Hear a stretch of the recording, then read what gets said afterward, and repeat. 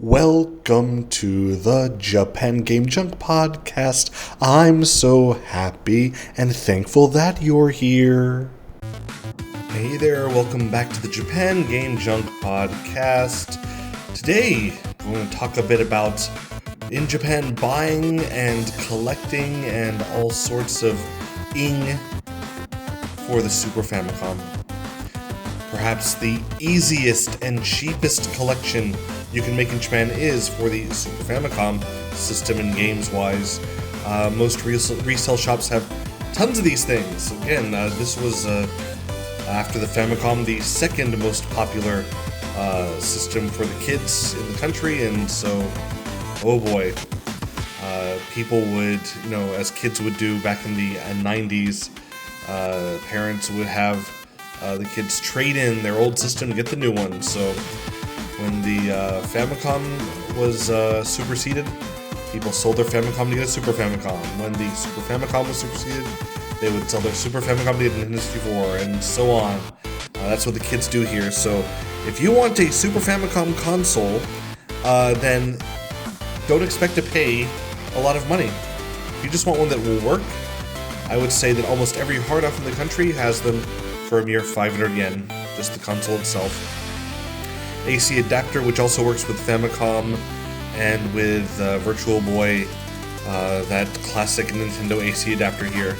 You can find between 100 and 300 yen at the hard off at the same time, and then a controller usually will work, even if it looks pretty bad for 100 yen. I'd say maybe 300 yen for a very nice looking one, but yes, indeed, they are very, very cheap here. Now, the exceptions to the rule, if you want to buy a Super Famicom in Japan that is a bit on the nicer side. Most are older, dirty, yellowed. If you want that looks wonderful, or if you want one that includes the box and instructions, they are much more difficult to find. Or if you want the much better Super Famicom Junior, which is a bit more reliable and also much rarer, a little bit smaller. It was released very near the end of the life of the Super Famicom.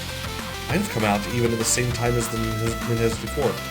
Anyway, the Super Famicom in box with manual looking wonderful might be around, I'd say complete 4,000 to 5,000 yen would be a typical price, and one that I'd say is mostly worth paying if you really have to have that.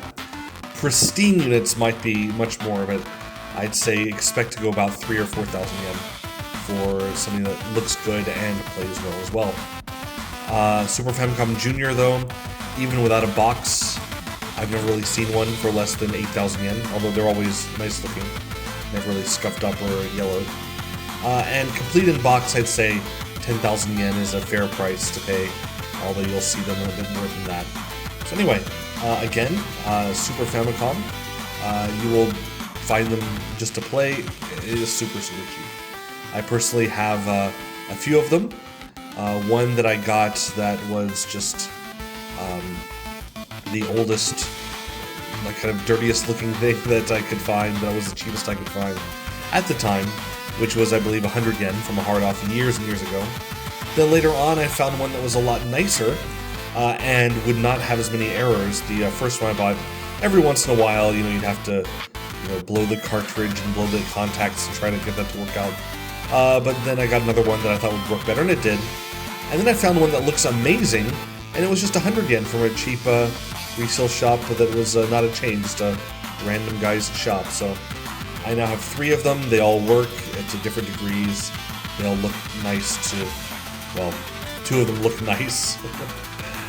One does not, but yeah, if you just want to get the console itself, and you have an AC adapter for your Famicom or whatever, then it's easy enough. Just you get them and you swap them out.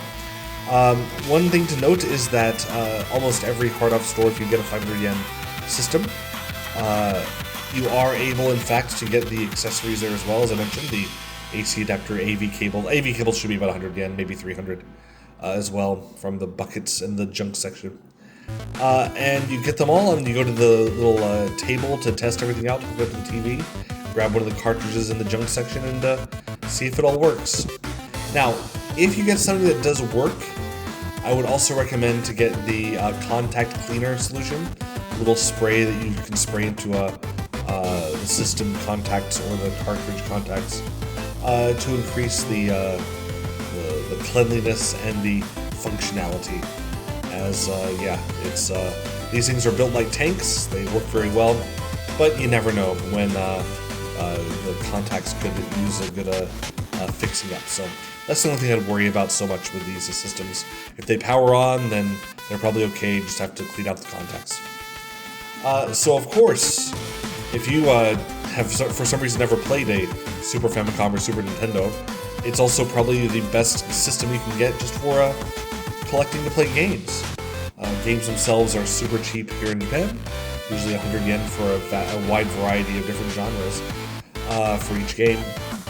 And yeah, it's probably the system that has some of the best games ever made. Super Mario World and Castlevania 4 and wow, just so many wonderful games. And if you're listening to this and you never played it, then I don't know what you're thinking, but yes, indeed, get one of these. So anyway, there's many options you have in Japan. You can get there are also clone systems, clone portable systems, systems that let you play Famicom, Super Famicom, and Mega Drive all in one system. I have one of those. But there's nothing like just playing on the original Super Famicom with the good old regular old controller.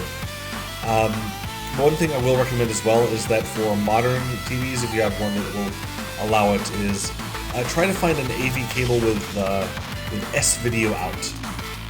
That makes everything look a lot nicer on any generation of TV. But anyway, all these things though, you can go into a hard off with 1,000 yen and likely find the combination of things you need to leave to. You could get system, controller, AC adapter, AV cable, and maybe one game. And after tax, that might be 990 yen, for example. So, good luck not getting a good deal with this wonderful system when you buy in Japan. Again, least rare,